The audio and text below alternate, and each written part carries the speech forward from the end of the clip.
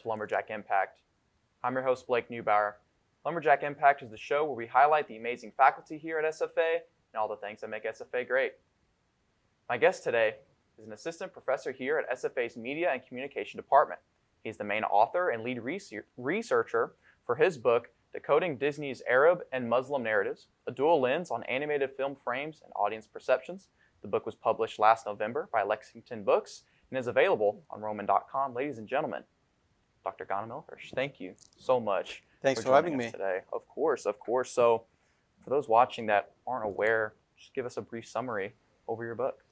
Well, my book, as I mentioned, it's about the representations of Arabs and Muslims in Disney animated films. The idea behind this book was actually, I'm a very big Disney fan. I'm very passionate about animation, everything animation, analyzing animation, watching animation since I was a kid. So this book gave me the opportunity to combine my passion for animation with my research interest, because I research, the entertainment industry, social media analytics. So it was a great idea for me to combine both, my passion about animation and my research interest in one big project to write this book. So you say you love Disney and all those things. What would you say the initial motivation was where you saw it and you were like, I want to write this book? Right. I mean, because actually, I am very passionate about the entertainment industry. At the same time, simultaneously, as a researcher, my job is to identify gaps in literature and inconsistencies in knowledge. So I wanted to, explore animation in more details and in more depth, at the same time to do my research, because, it's very important to do something that you are passionate about. So there was a gap in literature and the existing knowledge about how Disney represents Arabs and Muslims in their animated films. Of course, there is already existing knowledge about the representations in news media, live action movies, Hollywood in general, but in animation, no. So this gave me the motivation to actually bridge the gap in knowledge and contribute to the existing knowledge by really examine the representations of Arabs in Disney animated films.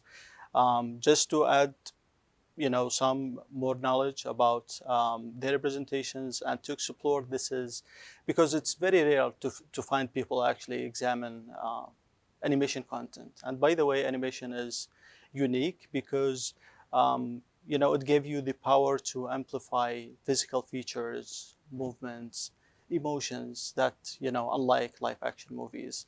And by doing this, this can, oversimplify or destroy society. So if we can use it mindfully, that would be great. But if we can't use it mindfully, animation actually is very powerful and it can harm others. So, as you mentioned, a lot of research went into this book. Was there anything that you found in your research that was most surprising to you? Oh, of course. Actually, because the existing literature tells us ahead of time that the Hollywood representation of Arabs and Muslims are most likely negative, because they generalize the stereotypes to entire populations. By the way, not all Arabs are Muslims. Not all Muslims are Arabs. There are like millions of Arabs that are Christians, but the media do not highlight that. They combine them together.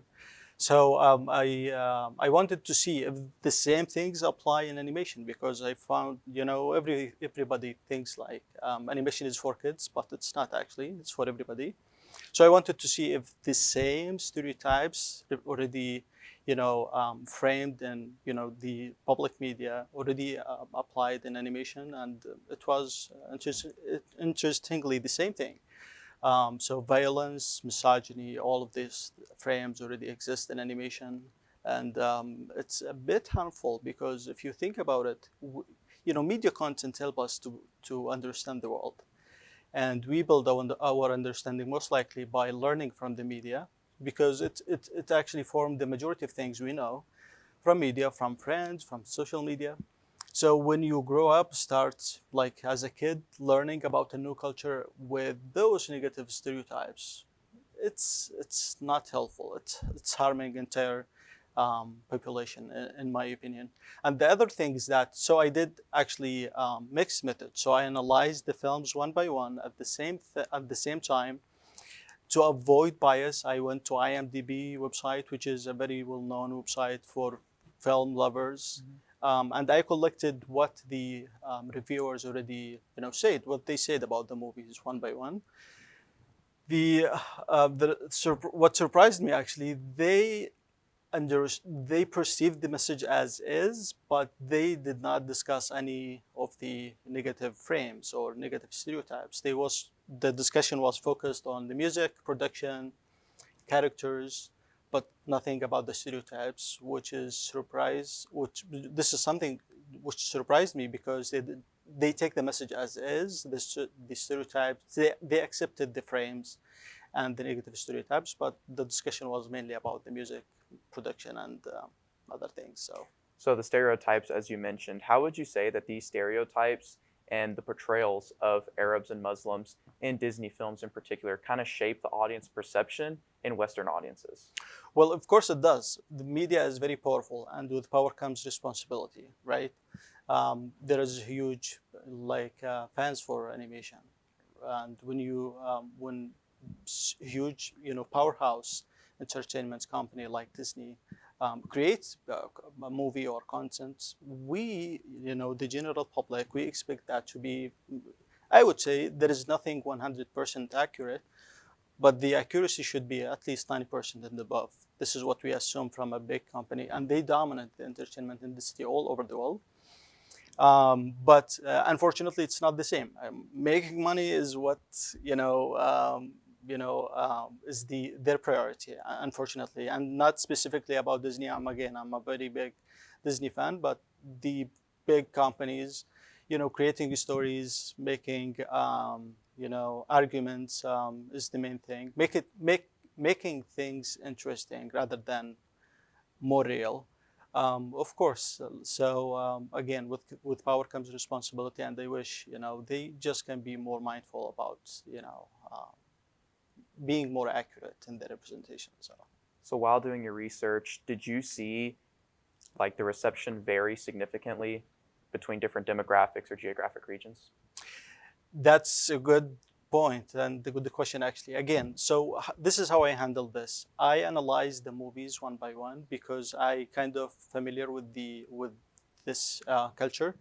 At the same time, to avoid my bias, I collected reviews from IMDb reviews and what the general public in the US said about those movies.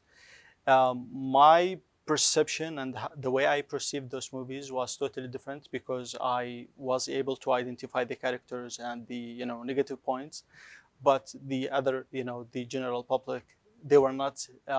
They accepted the frames and the story as is, because they are not familiar with the culture. So they believe the story as is.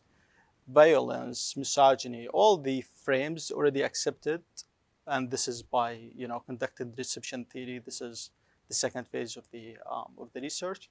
And the main discussion was about, the production, the music, and all of these details, the production itself. So it wasn't about the actual story.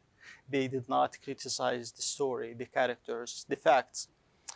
Which is something surprised me, because not that much, because they already saw those frames in live action movies. So it was a habit and the fact about this group. These are the frames that are associated with them. Whether they're Arabs or Muslims, they are the same, but they're not.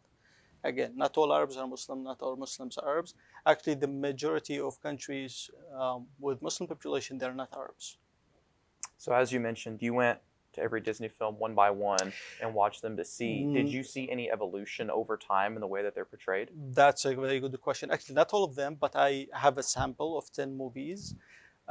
Yes, actually, because one of the movies, the oldest movie was 1940, Fantasia, and then I do have another movie which was 2012.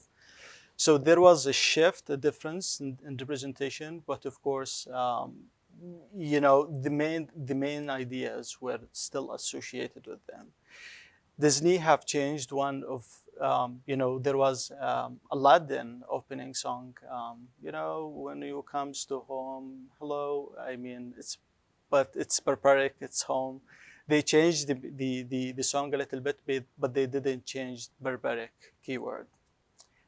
I don't know why, but I mean, again, we love Disney. We want Disney to keep creating content, lovely stories, but we maybe by bringing people from, other cultures, Hispanic culture, Arabs culture, and make them, join the production team, just to make sure how they pronounce this name.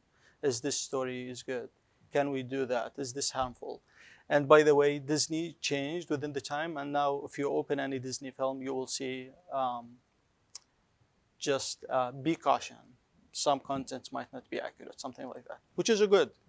This means they admit there are some mistakes or oversimplifications. So, Most definitely. And for more information, where can the viewers go? well, for the book, Yes, sir. of course, if you Google Decoding Disney Arabs and Muslims Narratives, you can find the book in Amazon, Apple Book, and Lexington Book website. And I wish you, a happy read. Well, thank you so course. much for joining us, taking time out of your very busy schedule. And thank you so much as the viewer for watching Lumberjack Impact. Stay tuned for more episodes in the future. And for more Lumberjack Impact content, go to youtube.com/JackTVSFA. For myself at the desk, everyone here in the studio, thank you so much again for watching. Have a great day, and Acting Jacks.